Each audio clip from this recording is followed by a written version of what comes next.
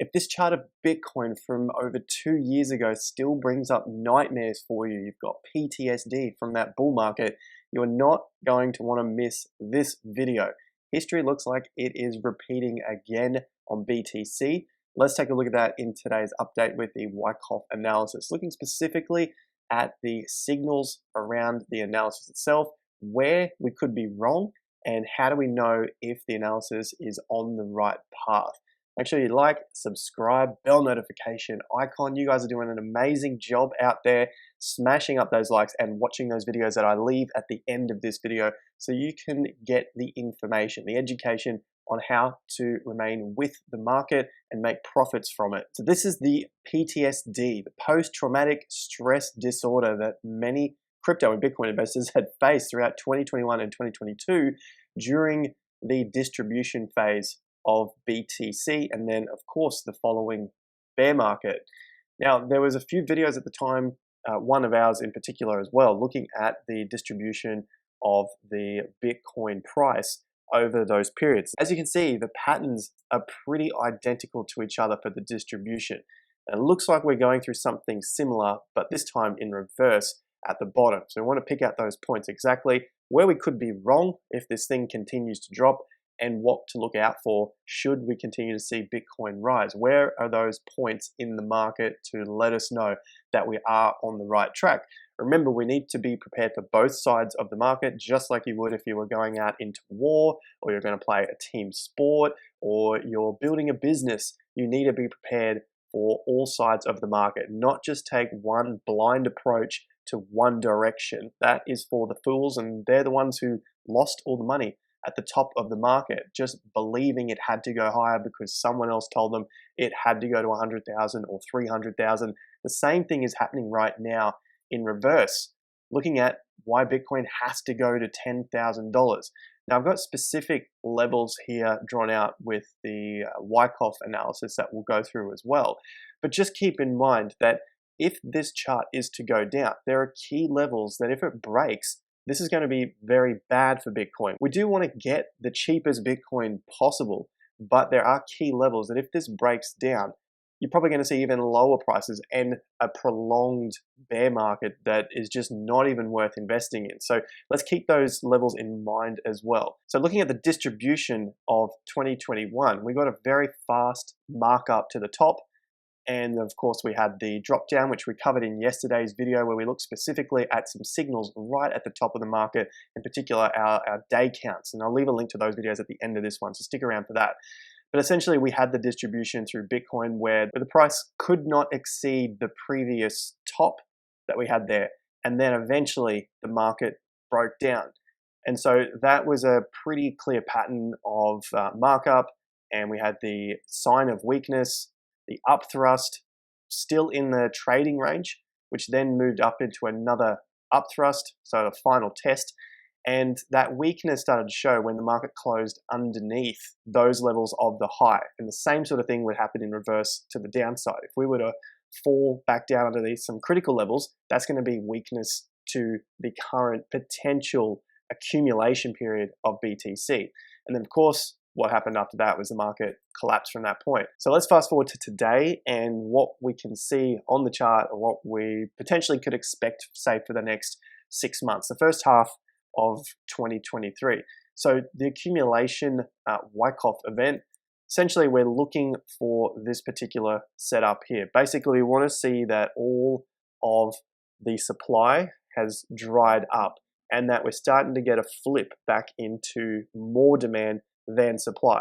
We've had that event of FTX scandal and collapsing, so there was a lot of cryptocurrency out there in the market, basically flooding into the market. Now there is some still tied up, and that could eventually make its way out onto the market in years to come, which hopefully at the time we are in a strong bull market, so the market is able to absorb that supply. I know a lot of people are still waiting on this massive dump from the FTX scandal, meaning that there's a lot of cryptocurrency out there that needs to be released from those platforms so that it can pay back anyone that's owed that money, and everyone can go through the bankruptcy process. However, like we've seen with something like Mt. Gox, which was a collapse in 2014 of another cryptocurrency exchange, those Bitcoin have still not made it onto the market. Now we are 9 years after that event. I'm not saying that that could happen to FTX, but you have to understand that these things can take a very, very long time. And it's not like that crypto has to be released tomorrow and dump this market down to $10,000. These things take time, there's processes, and I think it's kind of silly to think that that money is going to all of a sudden just come out into the market tomorrow. So back to the Wyckoff event here and how this happens and why it happens. The simple chart here of the price cycle that Wyckoff's laid out is essentially you've got an oversold accumulation area. It seems like we're going through that now. We'll look at it in a little more detail. Then you get a markup, a demand being greater than supply. Demand being greater than supply. We just saw that over the last week with Bitcoin being bought up to 21K. Sure, there was a lot of short squeezes going on in there as well, but the price has still remained relatively high, sitting at around that $20,000 to $21,000 at the current time of this video.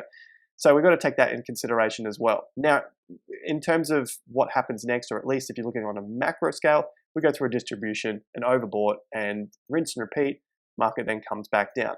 Now, this happens on all time frames, and it could essentially be happening right now. We get the mark up, we get a little bit of a distribution at this level, and we get a mark back down. Then that could be a higher low. That could form another higher low where you go through another accumulation, you get a mark up again, you get a distribution again, and then the market comes back down to find potentially another higher low. So this just happens on all time frames across all markets, and you'll be able to find signals of it if you pay enough attention to the particular markets that you're following.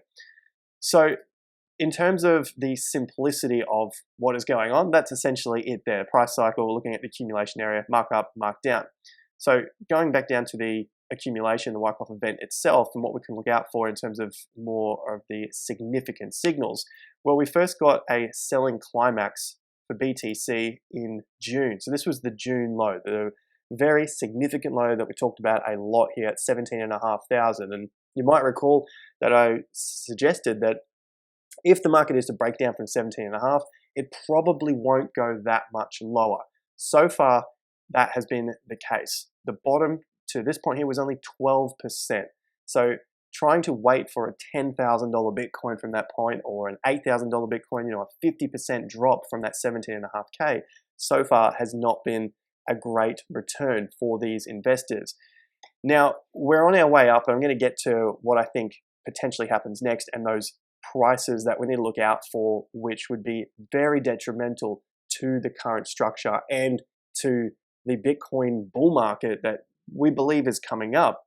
But in terms of where we currently sit, this is looking like a pretty good structure. And we like to count bars, timing, and price rises to give us an overbalance in these sorts of times and patterns. So from that June low, why I think it's significant and why I think that this current price move is very, very important, and we're nearly at that point, is because when we take a look back at this June low to the August top, that is 9 bars, so 9 weeks to that top, and $7,600 in a price move. So 7,590, call it 7,600 for a nice easy number. So what we're currently experiencing from the current low of 15,500, we're up at $6,100. So the market has moved up 6,100, and it's 8 weeks up from that point. We go out to 9, let's go 10 weeks, because we want to see an extension in time of the market pushing up. That would lead us out to around late January, potentially early February for a time target.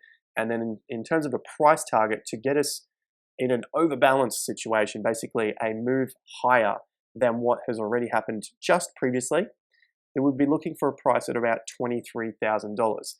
So these are really significant areas that I'll be looking for a major flip, add to our checklist of items to go from a bear market to a bull market somewhere within the next couple of weeks to go and hit around that $23,000.